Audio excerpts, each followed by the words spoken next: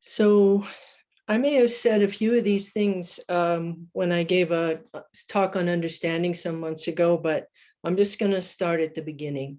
And I'm also here at my altar because Chris recommended that it might be nice to sit next to it, and it's giving me some courage. There we go.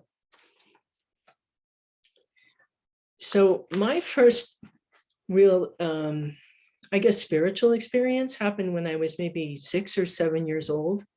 And I remember it so clearly even now. I was standing at the window in my bedroom, and it was this beautiful spring day. It must have been the weekend because I had my play clothes on. And I was looking out the window, and there were flowers by the windowsill, and the window was slightly open. There was just this little breeze. And all of a sudden, time just stopped. It just the moment was just the moment. And the bee was buzzing on the flower, and the flower was right there, and the breeze was on my cheek. And that's that. So, and then always as a young person, I grew up in the San Francisco Bay Area, and always loved the trees. And we camped a lot when I was a kid. And so I have a great rapport. I love the redwoods. And even as a child, I would sit and just feel them grow. Like just sit with my back against a tree and just feel it grow and feel the life of it. And I always wanted to be able to talk to the animals. There was a book I think came out back then, Kinship with Life or something. And so I was always trying to be telepathically communicating with various wild animals. And that went on until in high school. I went to this high school up on Skyline Boulevard called Pacific High School. And it's no longer a high school. I think it might be actually a Zen Center now, the place. But it was a kind of a school without walls, 60s experimental. The motto was, the world's a school. So for religion class, the teacher invited Suzuki Roshi to come to the school for 2 days. And he came with, I think, 3 or 4 of his senior people. I think Ed Brown was there, and Reb Anderson, I think I sat next to. And they came and turned, I didn't wear shoes for 1.5 years when I was in that school.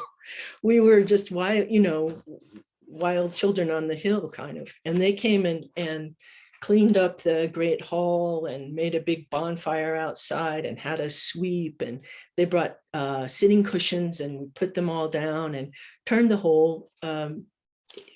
main kind of our main hall into a zendo.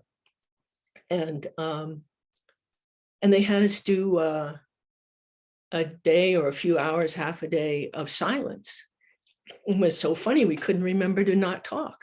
We would start, talking, then we would laugh and remember. And it was quite an experience.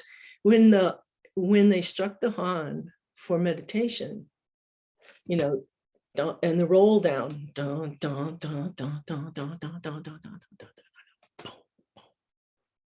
I had this experience of, oh, this again. It was the most clear deja vu kind of thing. And I was like, oh, I guess this is what I'm supposed to be doing with my life. And but I didn't right then go to Tassajara. I how teenagers think they know everything. So I thought, well, I probably need to get a little more life experience. I was, in high school. So I didn't go to Tassajara then. And went to San Francisco and was going to be a dancer, did all kinds of things. And it was a few years later that my boyfriend at the time we were in New York, and he had friends that were at the Rochester Zen Center in upstate New York. So we went there, and I just stayed. He didn't care for it, and we parted ways. But I just felt like a dog that lays down by the fire panting. Just and so I was on staff there, and I sat many sessions, and that the practice was very difficult. I mean, it was very intense, and we were intense. We were 20-year-olds, you know, in our 20s, and heard about this enlightenment thing, and we're going to get this enlightenment thing. And there was much, I think it was a young group, and Roshi Kapleau had studied in Japan. He was the teacher there. And under Yasutani Roshi, who's in the Soto school, and also under Harada Roshi, who's the Rinzai. And Rinzai is much more, Rinzai does koans. And I think one of the reasons that I wanted to, when Chris and I were talking about being Susho and the theme for it, that working on koans was part of my kind of early life in Zen practice. And so I wanted to kind of bring them up again, because I found that over the years, the Dharma carries us, and things unfold and become, there's understanding that's deeper than it was before. And you can think, oh, well, I'm not really working as hard as I should, or I didn't sit every day, or whatever happened. But the Dharma carries us. And so I wanted to kind of revisit and bring them up again. So that's where we are. So I worked on Mu. What is Mu?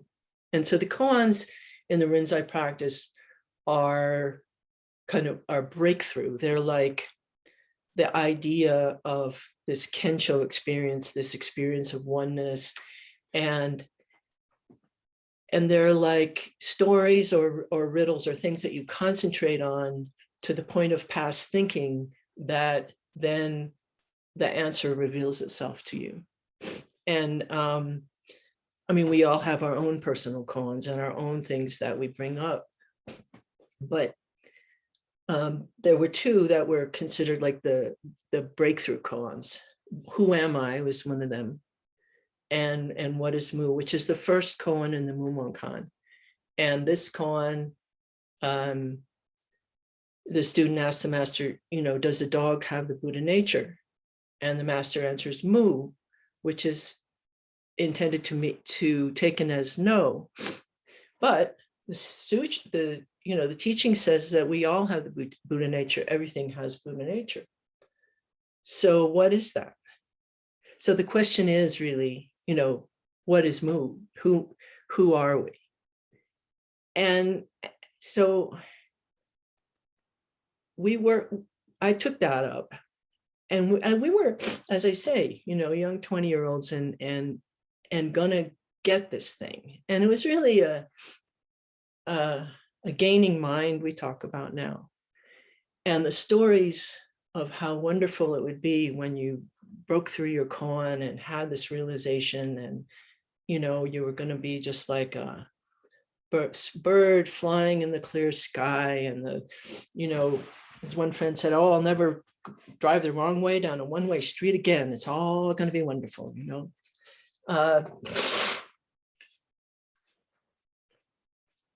and so it was crazy. I mean, by third or fourth day in a sesshin, and we were encouraged to voice our koans. So we were moo and hoo, and everybody was, it was like electricity in the Zendo because of that kind of like the concentration. And we somehow thought if we could just like, hold on to this thing tightly enough or do it in the right way.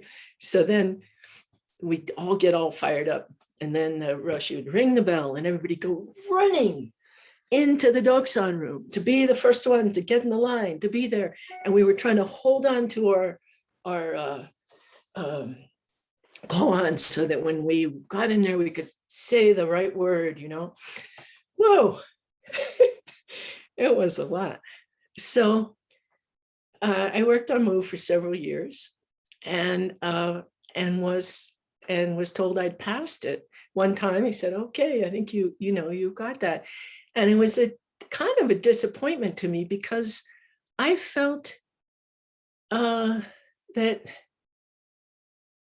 whatever understanding or thing had happened, it wasn't that kind of the earth-shattering, the bottom drops out of the bucket, the whole world is turned upside down, I'm now enlightened forever. It wasn't really like that. But I was glad not to be working on Mu anymore, because then you get to work on the subsequent koans that come after that.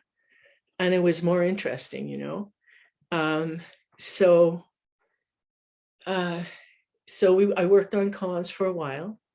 And then by then I'd also married a man that I'd met there.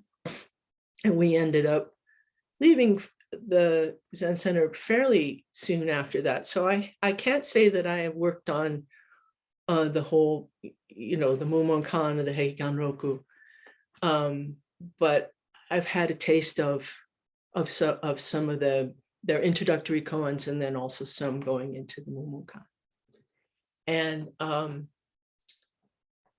And one that I particularly remember and would like to introduce now is one it's actually an introductory koan. It's not found in the Mumonkan, but the case is how do you walk? How do you go?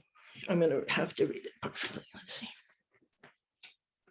Go straight through a narrow mountain pass of 49 tight curves. And so that's the question. How can you go straight through on this narrow, windy path, on this crooked path? How do you do it?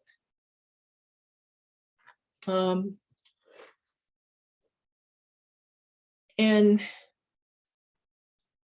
those of you who go walking in the mountains or walk in the woods can kind of see this. One of the explanations for this is our life. We're walking along and, oh, what a beautiful flower. And then we turn the corner again and we're like, oh, well, there's the sunset. Isn't that amazing? And so each turn and each twist, we're going straight through. We're just right there on every turn and every twist. And I feel a lot of times, my life has been that way, because I think that, or the flip side of it, and say, how come I got so crooked and twisted and turned up on this straight path, So another personal koan for me has been, and this was always from the beginning of being a full-time Zen practitioner for a number of years, is we go to have a meditation retreat and it'd be very wonderful. And you have these kind of oceanic feelings and being connected and realizing your connection with everything. And decide, and in the midst of that, I'm like, oh, well, when the session is over, I'm going to go out and I'm going to practice every day and I'm going to be this and do that. And then I would get out of the session and of course not do that. And, eat too much ice cream or get in a fight with somebody or, just pretty much mess up. So the question has always been, how is it that we can have this Buddha nature or be Buddhas as we are and still be so messed up? And then we look at the world and it's the same way. How can we say this is this is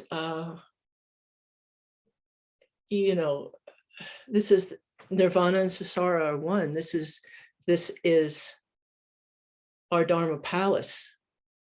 And then look at the world and walk by homeless people and people in prison and then that gets into the whole other thing of, am I doing enough and am I helping enough and am I,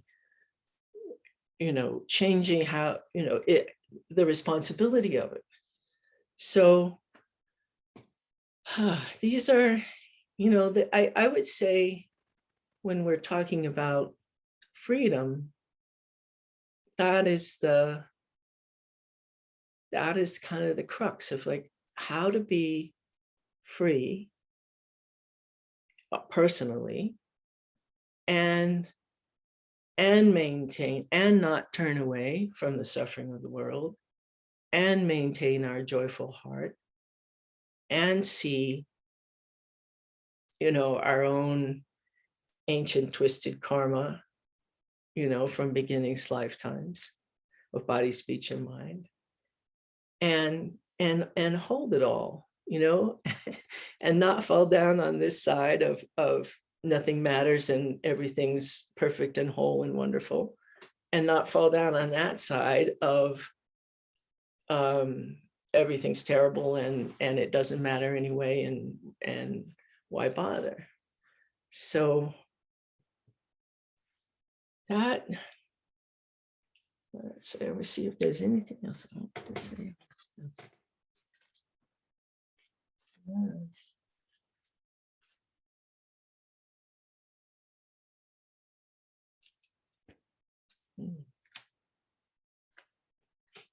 Yeah, just going straight through on the crooked path.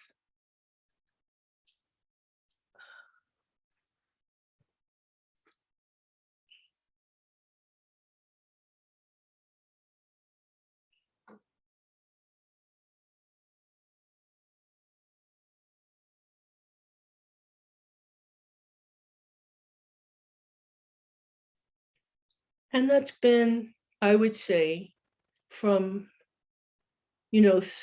throughout Dharma life, throughout this lifetime is the sense of what is personal freedom. I've also kind of rubbed up against the precepts and how that's seen, and is it taken in the very linear kind of right and wrong way, and how can we be free in the midst of holding it as a way to live rather than rules that constrain us. And I think initially I've taken Buddhism in that way of more of a black and white and right and wrong, and had a lot of guilt about it. So the coming to accept that I could go to a retreat even years later and have experiences like that come out like poetry, like the bell resounds and I resound.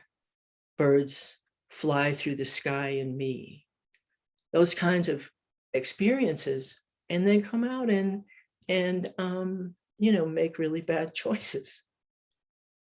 And so that's where I come up with forgiveness and acceptance and all my ancient twisted karma, from beginning this lifetime to body, speech, and mind, I now fully avow, has been so, so helpful.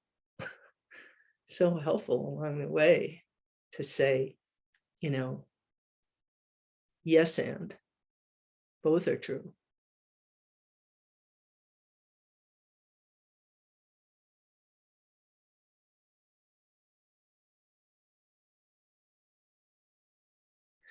Thank you.